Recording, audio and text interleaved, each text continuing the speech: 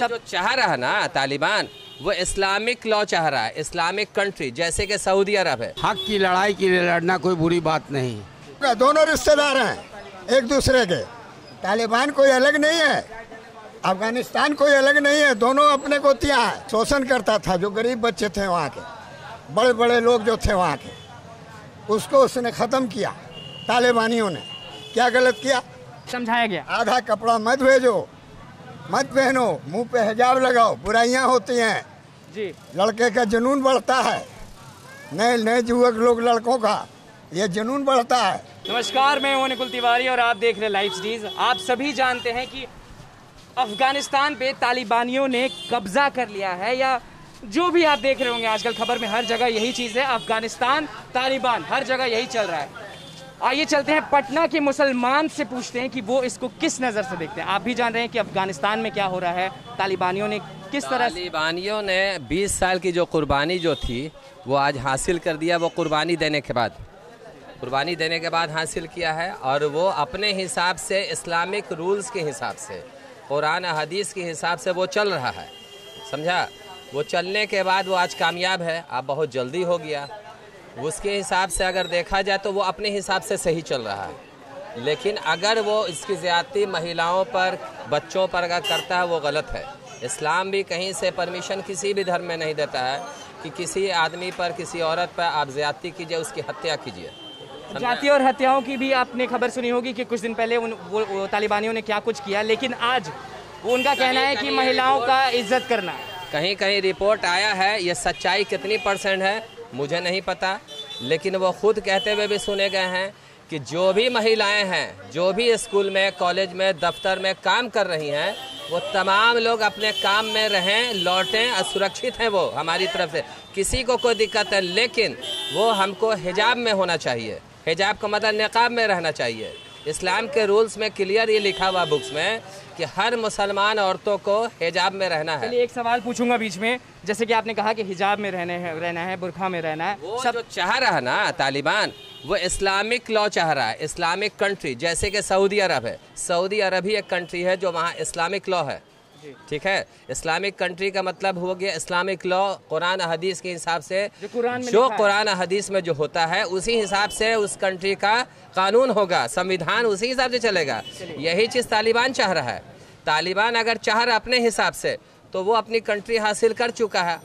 हर country का अपना अपना मामला है, किस तरह से अपने कंट्री को आगे बढ़ाएंगे, इसको कैसे डिफेंस करेंगे, इसके संविधान को कैसे बनाएंगे।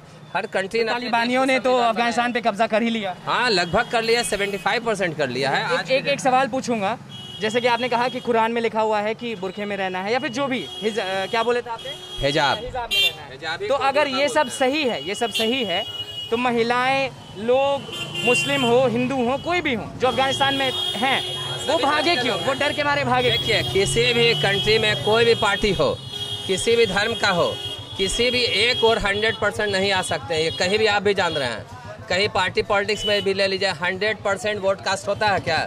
नहीं ना होता है। अगर कोई 3% भी आदमी उठ जाता है तो उसको 200-400 वोट मिल ही जाता है। तो उसी टाइप से जो लोग थे वो डर के मारे भाग रहे थे, वो समर्थन नहीं किए, लेकिन 95% लोगों ने समर्थन किया। 3 लाख आपको अफगानिस्तान की सेना है, ये आपको पता होगा। सिर्फ 60,000 सेना तालिबान की, 60,000 सेना के आगे 3 लाख सेना अफगानिस्तान का सरेंडर किया बिना लड़ाई किए। ये रिपोर्ट तो आप देख रहे हैं, हम भी चैनल पे देख रहे हैं, भारत के न्यूज़पेपर में यही चीज़ दे रहा है कि बिना लड़े किया हथियार। इसलिए किया, वो इस चीज़ को जान रहा है। धमाके जो जाने गई वो क्या झूठ थे? नहीं, ये सच है, बहुत जगह ये सच है कि धमाके हुए, वैसे हुए। ये जितना इन लोगों ने दिल दहलाने वाली तस्वीरें आप देखे होंगे, वीडियो देख रहे होंगे आप। ये देखिए, अफगानिस्तान की सेना तालिबान की सेना में जब टकराव हुआ तो जाहिर सी बात है दोनों अपने हथियार ही उठाएंगे, वो एक दूसरे को मारेंगे तो धमाका होना ही है। जाहिर सी बात है, कोई भी अगर आपको हम कहें कि आप मेरी ओर आ जाइए, जोर ज़बरदस्ती से आ जाइए, तो आप मानिएगा? नहीं मानिएगा।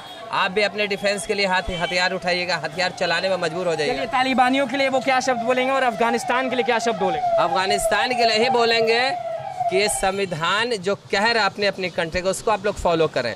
जहाँ जिस कंट्री का संविधान बन चुका है उसके अनुसार चलें। हम भी अपने देश के लिए अब संविधान के अनुसार चलते हैं, हम हिंदुस्तानी हैं, उसके हिसाब से चलते हैं।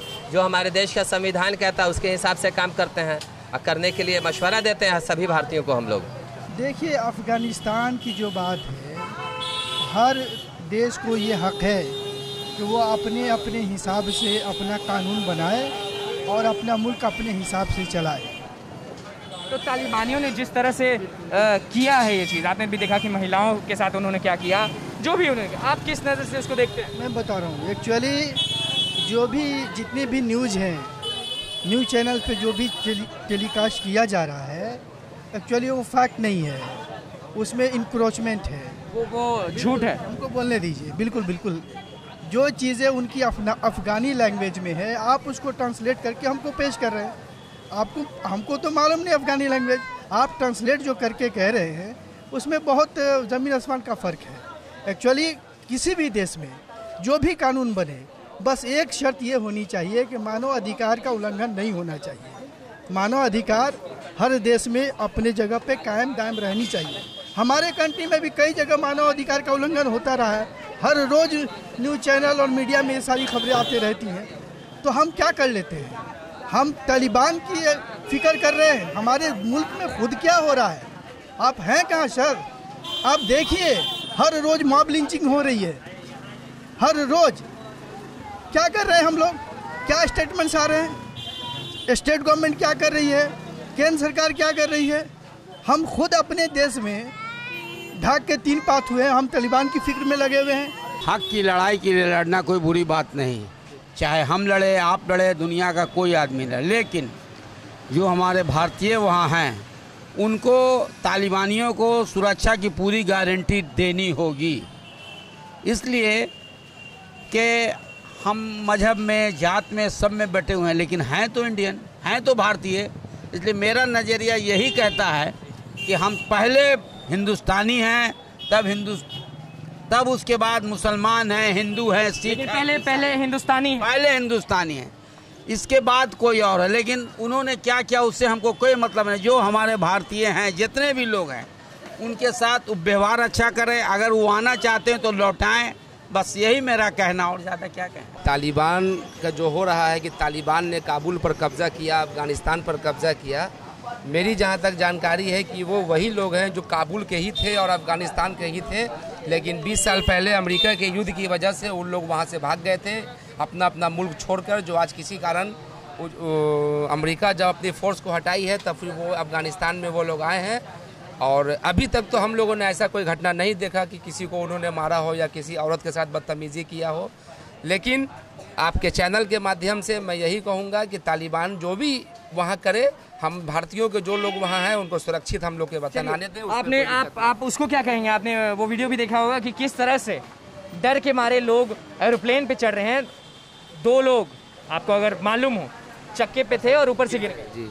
ये डर को किस नज़र से बोलेंगे, क्या बोलेंगे? ये तो मीडिया में मैं देखा हूँ कि प्लेन में बहुत सारे लोग लुक छिप के टायर के नीचे कोई कैसे बैठे हुए थे और प्लेन से वो लोग गिरे हैं। ये परसों तरसों से मीडिया पर चल रहा है। एक सवाल बीच में, तालिबान के लोग अगर अफगानिस्तान के लोग को कुछ नहीं कर रहे हैं, बस कब्जा कर रहे हैं, जैसा कि आपने कहा कि आपने नहीं देखा, कुछ नहीं कर रहे, तो ये डर किस बात का? जब अफगानिस्तान को तालिबानी लोग कुछ कर ही नहीं रहे हैं, तो ये डर कहाँ से आया?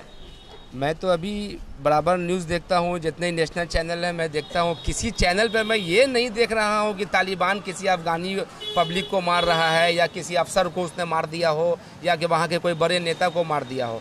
उसने अफगानिस्तान को अपने अंडर में लिया है, ये सही है, लेकिन अभी तक हत्या, लूट और बहुत सारे जो अफवाह भी बहुत सारा फैल रहा है कि औरतें वहाँ सुरक्षित नहीं रहेंगी।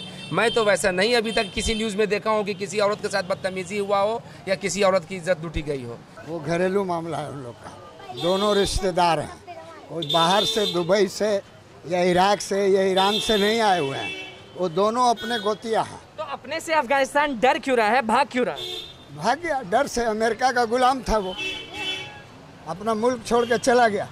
अमेरिका का गुलाम था, छोड़ के चला गया, नोट लेके भागा वो, 4 कार से, 1 हेलीकॉप्टर से यहाँ से भागा ताजिस्तान ने उसको जगह नहीं दिया तो चला गया आपको यहाँ ओमान ने भी वहाँ रखा है, वहाँ से वो अमेरिका जाएगा। ये तो घर की लड़ाई है। हमारे पर जब आएगा तो हम सब, सारा देश हम लोग एक हैं। हमारे देश पर जैसे यहाँ लोग कह रहे हैं कि हमला करेगा, तो कैसे हमला करेगा भाई? हम लोग सब देश के एक हैं, लड़ेंगे उसके साथ जैसे भी लड़ना हो। मुसलमान हो, हिंदू हो, सिख हो, ईसाई हो, हम लोग सबको लड़ेंगे। और जो लोग आप भी जान रहे हैं कि लोगों का कहना है कि तालिबानियों ने महिलाओं के साथ, आज के 96 वाला तालिबान है, 91 वाला नहीं है। अभी पत्रकार आए हैं, मनोज बाबू या क्या नाम है, वहीं से उन्होंने कहा कि हमको रोका, रोकने के बाद पूछा पोस्तों में, वहाँ के भाषा में, तो फिर हिंदी में हमसे पूछा कहाँ जाना चाहते हो? बोले इंडिया। बोले ठीक है, अभी आगे मत जाओ, बहुत हवाई अड्डे पर तफरा तफरी है, हम बाद में आपको भिजवा देंगे। उनको भिजवाया, पूरे अच्छे से बात करके भेजा गया, अच्छे से करके भेजा गया। और वहाँ महिलाएं को भी जो ड्यूटी पे थे जी, उनको सिर्फ ड्रेस चेंज, मुंह पर हिजाब लगा के उनको ड्यूटी पे वापस ले लिया। 12 ना सब ड्यूटी पर आ गया। मैं मीडिया देखता हूँ, यहाँ का भी और बाहर का भी, वही मैं आपको बता रहा हूँ। और जैसा कि आपने बोला कि ड्रेस चेंज यानी मुंह में नकाब, तो वो इस्लामी कल्चर है, वो हमारा इस्लामी कल्चर है, जो इस्लाम हमको कहता है उसके उसूल पर वो चल रहा है। तो तालिबानियों को बोलना क्यों पड़ा? इस इस्लामी को फॉलो करने के लिए लोगों को बोलना क्यों पड़ा? समझाया लोगों को कि ये कपड़ा पहनो। अच्छा, समझाया गया। आधा कपड़ा मत भेजो, मत पहनो, मुंह पे हिजाब लगाओ, बुराइयां होती हैं जी, लड़के का जुनून बढ़ता है, नए नए युवक लोग लड़कों का ये जुनून बढ़ता है, इसलिए उन्होंने पर्दा किया है। अब ये बताइए कौन मुल्क है हिंदुस्तान का छोड़ करके बाहर का मुल्क कि जहाँ बुर्का नहीं है? बताइए, एक आध ठो बता दीजिए तो मैं बता दूँ। तो कुरान में जो इस्लामी, जो आपने बोला कि जो लिखा गया है वो आप मानते हैं और कहते हैं कि सब लोग को पर्दा करके चलो, लेडीज को पर्दा करके चलना है, अपने तन को छुपा के चलना है, क्योंकि हमारी कुरान में लिखा हुआ है। किसी की भी माँ बहन हो, तो इसमें क्या बुराई है भाई? इसमें कोई बुराई है तो हमको बोलिए। 4 करोड़ की आबादी है अफगानिस्तान की, 1 करोड़ वहाँ आदमी विकलांग थे, जिसको कोई वहाँ की सरकार मदद नहीं करती थी।